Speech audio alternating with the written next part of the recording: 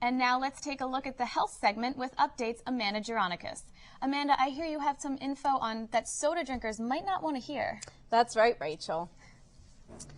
States desperate for revenue are considering taxing sugared beverages. Drinks with added sugar, high fructose corn syrup, and other caloric sweeteners would be taxed. Officials say the tax would also help control health care costs, as recent studies have linked sugar drinks to obesity and diabetes. Can fat help you lose weight? A new study says a good type of fat will help you shed some extra pounds. Before, it was thought that this good fat left our bodies by the time we reached adulthood. Now scientists say some of the fat remains and boosts our metabolism, helping us to lose weight. The majority of Americans are consuming too much salt. The Center for Disease Control warns adults should use no more than a teaspoon's worth of salt a day. High sodium levels have been linked to a number of serious health conditions, including heart disease, strokes, and high blood pressure. A Temple University study found listening to music can be beneficial to your health. Researchers found low blood pressure rates and levels of anxiety in heart patients while listening to music. They found too much stress can increase risk of complications, but listening to music helps to alleviate stress. The Environmental Protection Agency wants to find a solution to the growing number of bedbug infestations across the country. The EPA says there have been outbreaks of bedbug problems in New York City, Chicago, and Washington, D.C. Bedbugs are known to infest hotels, shelters, and college dormitories. That's all I have from the health desk. Back to you guys. Thanks, Amanda. Thank you, Amanda. As professionals get older, it makes it hard for students to feel the connection with them. Temple Update Sierra Lambert went to a lecture where professors are getting answers how to deal with the gap. Temple University is making efforts to better understand a new generation of students. The value of understanding the millennial generation students is so that you can be a better teacher and that you can do a better job of helping the student learn. The more you know about your student, the better a job you can do of connecting with them.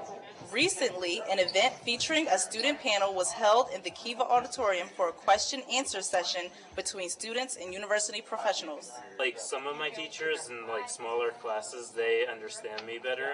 But like I have a lot of lectures because I am a computer science major. So like those teachers don't really know much about me.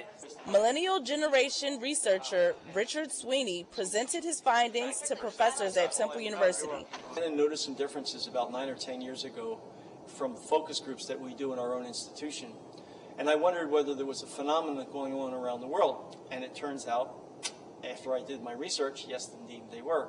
Both students and university staff agree the event was helpful and effective in bridging the generational learning gap. Reporting for Temple Update, I'm Sierra Lambert. One place for all generations is the shore. In the Update newsroom to tell us more about the upcoming shore season is Nicole Sattler. Nicole? Thanks, guys. New Jersey beach communities are fighting to save their beach replenishment programs. The Obama administration has pulled all federal funds from the program. New Jersey Governor John Corzine is also calling for a reduction in state funding.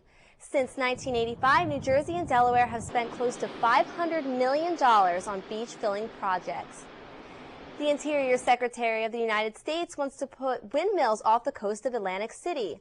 Officials say windmills could generate the same amount of energy as 3,000 coal-fired power plants. If the facility becomes a reality, officials say windmills will be located far enough offshore that they will be difficult to see from the AC beaches.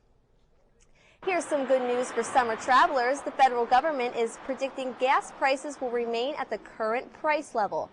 Energy Information Administrators say gas prices should peak around $2.25 this summer. Margate, New Jersey is hoping to draw day trippers to their beaches this summer by offering no beach tag Thursdays. During the summer season, Margate will not charge for the use of their famous beaches. The city will also pay the bridge tolls for thousands of vacationers. Despite the tough times, beach officials expect yet another busy summer season at the shore. Update Sherry English explains. Shopping homeowners are busy preparing for the summer tourist season. For generations, families from the Delaware Valley and the New York area have vacationed at the Jersey Shore. Now some state officials are concerned that the country's economic problems could keep people away from the beach communities. 2008 was one of the best financial years in the history of the Jersey Shore. So far, the early signs point to people staying close to home for their summer vacation.